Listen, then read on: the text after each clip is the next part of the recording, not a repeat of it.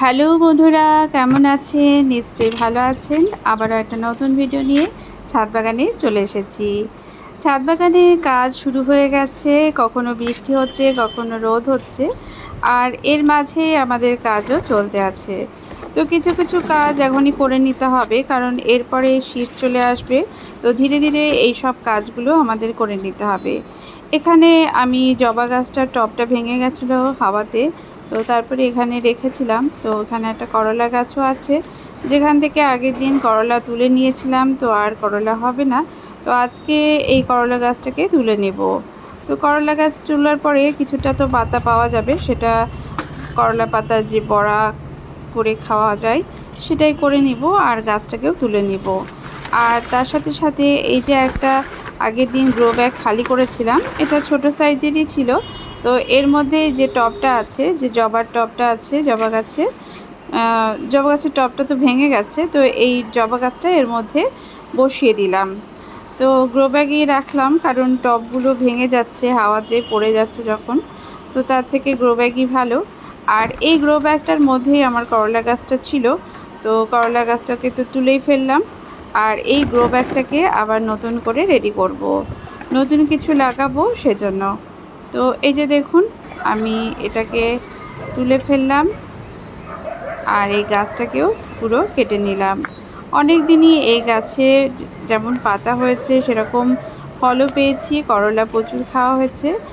তো এই গাছটাকে আজকে তুলে ফেললাম। আর তুলে ফেলার কারণ হচ্ছে, এটাকে রাখলে হয়তো কিছুদিন আমি করলা পেতে পারতাম, কিন্তু এটা সেরকমভাবে আর ফলন দিবে না। তো নতুন গাছ আমার লাগানো হয়ে গেছে, সেগুলো একটু বড় হতে শুরু করে দিয়েছে। আর এই গাছটাকে তুলে ফেলে দেখুন কত জঙ্গল হয়ে গেছে। তো একটু ছাদটা পরিষ্কার করার জন্য আমাদেরকে এই কাজগুলো মাঝে মধ্যে করতে হয়। পুরনোকে একটু ঝাড়াই বাছাই করে নতুন গাছকে তো স্থাপন করতেই হবে। তো এই জায়গাটাও আমি আজকে একটু পরিষ্কার করে নিব। ছাদ বাগান গিয়ে মাঝে মধ্যে পরিষ্কার পরিচ্ছন্ন না রাখলে সেটা যেন জঙ্গল জঙ্গল লাগে, সেটা মনের শান্তি পাওয়া যায় না ঠিকঠাক। তো সেই জন্যই জায়গাগুলোকে পরিষ্কার করব। এখানে যত মাটি জমা আছে, তো টবগুলোকে একটু সরিয়ে এই কাজগুলো করে নেব। আর এখানে ছোট টবের মধ্যে আমি হলুদের গাছ লাগিয়েছিলাম, তো সেই গাছগুলোকে একটু বড় টবে দিয়ে দিচ্ছি, যাতে করে হলুদগুলো ভালোভাবে ছড়াতে পারে শেকড়গুলো। তো সেই জন্য এটাকে করে নিলাম। হলুদের যে গাছ বেরিয়েছিল অল্প অল্প, সেটাকে এভাবে রেখেছিলাম। তো এখন এটা একটু যেহেতু বড় হয়েছে, তো সেগুলোকেও আমি ট্রান্সফার করে দিলাম। তো যাই হোক, এখানে এই যে টবটা ছিল সেটা অনেকটাই মানে গভীরতা কম ছিল, সেই জন্য এই কাজটা করলাম। আর এই যে গ্রো ব্যাগটা আগের দিন যে খালি করলাম, সেটার মাটিটাকে আজকে একটু রোদে দিয়ে নিব। এখানেও কিছু মাটি রোদে দেওয়া আছে, আগের দিন দিয়েছিলাম, মানে সকালবেলার দিকে দিয়েছিলাম। তো সেই যে ডালপালাগুলো আছে, যে মিষ্টি আলুর গাছও আছে, তো সেইগুলোকে সেই টবের মধ্যে আবার রেখে দিব। এইভাবে যে বড় বড় ডালগুলো আছে যেগুলো তুলেছিলাম, সেগুলোকে একটা যে পেঁপের গাছ আছে সেই গ্রো ব্যাগের মধ্যে রেখে দিচ্ছি। তো এইভাবে আমি ছাদ বাগানে যখন নোংরা পরিষ্কার করার ব্যাপার থাকে, কোনো কিছুই তো বাইরে ফেলি না, তো এইভাবে আমি পরিষ্কার করে নিই। ডালপালাগুলো আস্তে আস্তে মাটিতে পরিণত হয়ে যাবে, মাটির সঙ্গে মিশে যাবে। এই যে দেখুন, আমার যে করলা গাছগুলো অনেকটাই লেগে গেছে। আর এখান থেকে আমি কিছুটা ঢ্যাঁড়স তুলে নিচ্ছি। ঢ্যাঁড়স গাছগুলো এখন অনেকটা কম ফলন দিতে শুরু করে দিয়েছে, মাথাগুলো একটু কেটে দিব ভাবছি। তো এখনও যেহেতু মাথার কাছে ফুল ফুটছে, তো সেই জন্য কিছুদিন পরেই কাজটা করব, তবে মাথাগুলো একটু কেটে দিতেই হবে। আর এই যে তুলসী মঞ্জুরিগুলো বেশ সুন্দর হয়েছে, তো এগুলো চায়ের জন্য আজকে তুলে নিয়ে যাব। চায়ের সঙ্গে এই তুলসী মঞ্জুরি বা তুলসী পাতা দিলে পরে বেশ একটা ভালো ফ্লেভারও দেয়, লাল চায়ের সঙ্গে বেশ ভালো ফ্লেভার হয়। তো সেজন্য মাঝে মধ্যে যখন তুলসী মঞ্জুরিগুলো হয়ে যায়, আমি এভাবে তুলে নিই, এতে করে গাছটা বেশ ভালো থাকে। আমার এই তুলসী গাছটা কিন্তু খুব সুন্দর হয়েছে। তো এই যে দেখুন আমার রঙন ফুলের গাছে বেশ রঙন ফুলও ফুটেছে। জায়গা কম আছে বলে এই যে এইভাবে রেখেছি টবগুলোকে, কারণ ছাদটা যদি ছড়িয়ে রাখি হয়তো জায়গাটা পাবে, কিন্তু ওই যে জায়গা কম আছে সেজন্য একটার সঙ্গে একটা ঘেঁষে ঘেঁষেই রাখানো হয়েছে।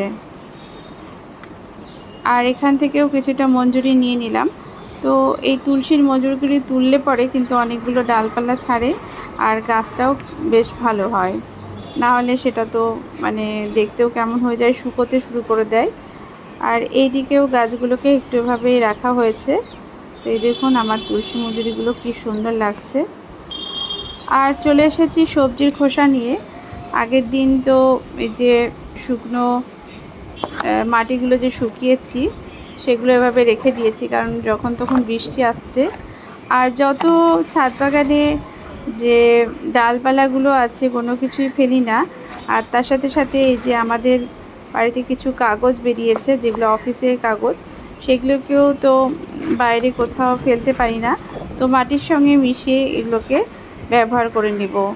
এরকম আমি অনেক করেছি যে মাটির সঙ্গে মিশিয়ে যখন জৈব সার তৈরি করেছি বা মাটি তৈরি করেছি নিচের দিকে, টবের নিচের দিকে এগুলো দিয়ে দিয়েছি, যাতে করে দুটো কাজই আমার হয়ে যায়। আলাদা বাইরে আমাকে কাগজগুলো ফেলতেও হয় না, আর এগুলো মাটির সঙ্গে মিশে কার্বনের কাজ করে। তো যাই হোক, আগের দিন বলেছিলাম এই যে গ্রো ব্যাগটাকে খালি করব, তো সেটা করিনি কারণ বৃষ্টি মাঝে মধ্যেই আসছে, তো সেটা আজকে করে নিলাম। এই যে দেখুন এই টবটার নিচে আমি এই গ্রো ব্যাগটার নিচে এরকম শপিং ব্যাগগুলো দিয়ে দিয়েছিলাম, কারণ শপিং ব্যাগগুলো দিয়ে জল তো পাস হয়ে যাবে কিন্তু মাটিটা যাবে না। যেহেতু গ্রো ব্যাগের নিচে ফুটো করা আছে, তো সেটা দিয়ে যাতে মাটি না চলে যায় অনেকটাই বড় করে দেওয়া আছে, তো সেজন্যই আমি এখানে শপিং ব্যাগগুলো দিয়েছিলাম। আর এই যে এখানে মিষ্টি আলুর যে গাছগুলো আছে সেগুলো অনেকটাই ছড়িয়ে আছে, তো আজকে এগুলোকে একটু কেটে নিব। তো এগুলোকে কেটে নিয়ে অনেকটা পাতাই খারাপ হয়ে গেছে, তো সেখান থেকে কিছুটা শাক আমি পেয়ে গেলাম, খুব অল্পই, তবুও অন্য কোনো শাক মিশিয়ে এগুলো খাওয়া যেতেই পারে। তো এখানে একটু কলমি শাক আছে, তো প্রত্যেকটা শাকেই দেখছি যে কোনো একটা পোকা ফুটো ফুটো করে দিচ্ছে। কলমি শাকে তো করছেই, তার সাথে সাথে যে আলুর শাকগুলো তুললাম সেটাতেও করে দিয়েছে। তো এভাবে একটু আলুর শাক যখন পেয়ে গেলাম তখন অল্প বাগানের যে কলমি শাক আছে, পুঁই শাক আছে, সব দিয়ে একটা শাক রেডি করে নিয়ে যাব। আর এই গ্রো ব্যাগটাকেও রেডি করার জন্য আমি নিচের দিকে যে শপিং ব্যাগগুলো ছিল, এই যে দেখুন যে ফুটোগুলো অনেকটাই বড় আছে, তো সাইডে সাইডে আমি এই যে শপিং ব্যাগগুলো দিয়ে দিচ্ছি। আর তারপরে যত ডালপালা, যে সবজির খোসা আছে, একটু মাটি সব দিয়ে এটাকে রেডি করতে থাকবো। এগুলো না দিলে এত বড় গ্রো ব্যাগকে ভর্তি করা কিন্তু সম্ভব নয়, আর সেজন্যই আমি এরকম জিনিস দিয়েই কিন্তু গ্রো ব্যাগগুলোকে রেডি করতে থাকি, যাতে করে কিন্তু আমার যে গাছের যে সার সেটা হয়ে যায়। যে বাজার থেকে অল্প কিছু গোবর সার বা অন্য কোনো সার নিয়ে আসলেই কিন্তু আমার গাছ রেডি হয়ে যাবে। এই যে দেখুন প্রচুর পরিমাণে সবজির খোসা এই নিচের দিকে আমি দিয়ে দিব, আর উপরের দিকে বেশি করে মাটি দিয়ে এখানে গাছ লাগিয়ে নিব। এই যে মাটিটা আমি শুকোতে দিয়েছি, কারণ এখানে মাটিটা অনেক দিন পড়েছিল, তো এটাকে একটু রোদের মধ্যে শুকিয়ে নিলে খুব ভালো হয়। আর এই গ্রো ব্যাগটা আমার মোটামুটি রেডি হয়ে গেল। এখানে আমার যে পুঁই গাছগুলো আছে, এই গাছটা তো অনেকটা যেন মরেই যাচ্ছে, তো এটাকেও লাগিয়ে দিব। তো ভাবছি যে প্রত্যেকটা পুঁই গাছকে এক জায়গায় করে রাখবো।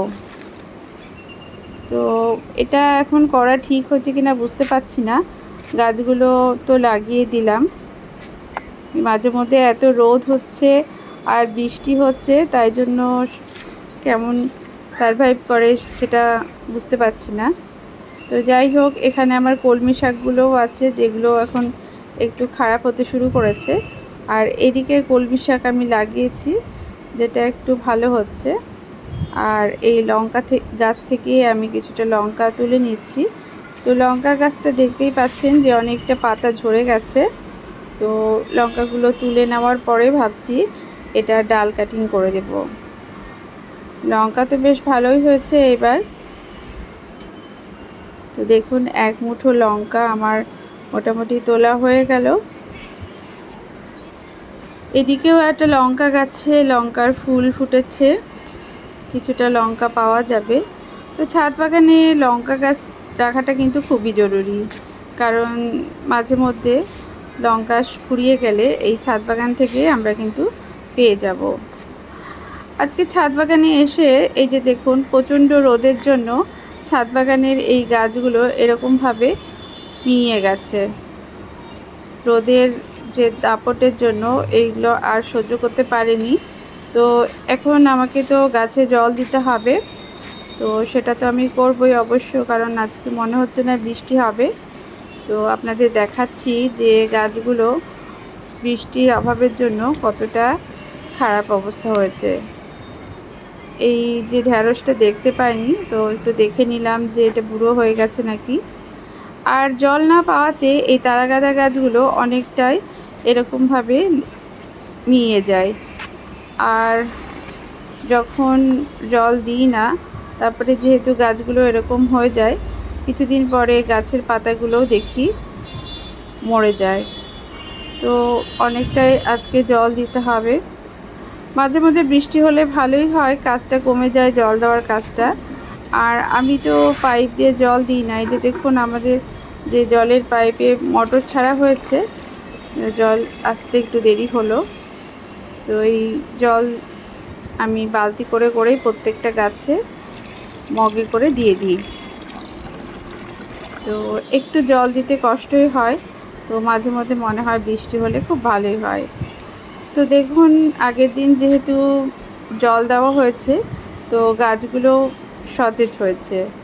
তো আজকেও কিছুটা ঢ্যাঁড়স তোলার ছিল, সেগুলোকে আগে তুলে নিব। আর এই গাছটার পাতাটা দেখছেন যে মিলিবাগে আক্রান্ত হয়েছে, তো সেই জন্য গাছটা ঠিকঠাক বাড়তে পারলো না। এই মাটিটা বেশ ভালোই হয়েছিল, কিন্তু আমি এই যে মিলিবাগের জন্য গাছটাকে ভালোভাবে তৈরি করতে পারলাম না। আর এখানে কলমি শাকেও বেশ দেখছি যে পোকার আক্রমণ হয়েছে। আর এখানে আমি আজকে ঢ্যাঁড়স তুলে নিচ্ছি। ঢ্যাঁড়স তোলার আগে কিন্তু আমাকে খুব ভালো করে প্রত্যেকটা গাছ দেখতে হয় যে কোথাও ঢ্যাঁড়স আছে কিনা। এখানে একটা লঙ্কাও সুন্দর হয়েছে গাছটার মধ্যে। এই গাছটাও খারাপ হয়ে গেছে লঙ্কা গাছটা। তো এই লঙ্কা গাছগুলো নিয়ে সেরকমভাবে যত্ন নেওয়া হয়নি। একটু ছাদে আসাও কম হচ্ছে, মাঝে মধ্যে বৃষ্টি হচ্ছে, তো সেই জন্য একটু ভাবি যে আজকে তো দরকার নেই জল, সেজন্য আসাও হয় না। আর সেজন্য এই ছোট ছোট কাজগুলোও ঠিকঠাক করাও হয় না। তো এখানে ঢ্যাঁড়স গাছ থেকে একটা ঢ্যাঁড়স তুলে নিচ্ছি। কিছু কিছু ঢ্যাঁড়স না আপন মনেই বেড়ে ওঠে, মানে দেখতেই পাওয়া যায় না। আর বরবটি গাছেও এক দুটো করে বরবটি হচ্ছে, খুব যে বেশি হচ্ছে তাও না, তবে সেই জন্য গাছটাকে রেখেও দিয়েছি, যদি এক দুটো করে বরবটি হয়। বাজারে হয়তো জিনিসগুলোর দাম খুবই কম, তবুও নিজের বাগান থেকে তুলে খাওয়ার আনন্দই আলাদা। আর বাজার থেকে না কিনে আমরা যদি ছাদ বাগানে এই জিনিসগুলো পেয়ে যাই, তাহলে কিন্তু তার মজাই আলাদা। তো আমার ভিডিওটা আজকে আমি এখানেই শেষ করব। আরও সবজির খোসা, এই যে চিংড়ি মাছ যে নিয়ে এসেছিলো সেগুলো সব কিছু নিয়ে চলে এসেছি। এগুলোকে আবার আমি গাছের মাটির গোড়াতে দিয়ে দিব। তো এভাবে সারও দেওয়া হয়ে যাচ্ছে আমার। তো এখানে আমার করলা গাছটাও বড় হচ্ছে। আর এই পাশে একটু গর্ত করে দিয়ে আমি এই জায়গাতে এই সবজির খোসা আর এই যে মাছের খোলসগুলো এগুলো দিয়ে দিব, যাতে করে এগুলো ধীরে ধীরে সার হতে থাকে। তো এইভাবে সবজির খোসাকে ব্যবহার করে গাছেদের খাবার সবসময় তৈরি করেই যেতে থাকি, যাতে করে গাছেদের খাবারের কমতি না থাকে। তবুও হয়তো কিছু কিছু ব্যাপারে আমাদের ভুল হয়ে যায়, তবুও আমরা শিখি, দেখি, বাগান করি। তো আপনারাও নিশ্চয়ই এইভাবেই বাগান করছেন, আর এই বাগানের অভিজ্ঞতা আমার সাথে কিছুটা শেয়ার করবেন। তো কেমন লাগলো আজকের এই ভিডিওটা অবশ্যই কমেন্ট করে জানাবেন। ভালো লাগলে তো অবশ্যই লাইক করে দেবেন।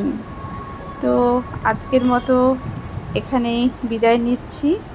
এখানে একটা খাঁচা ছিল, সেটা দিয়ে দিয়েছি করলা গাছের বাগানের জন্য। টাটা।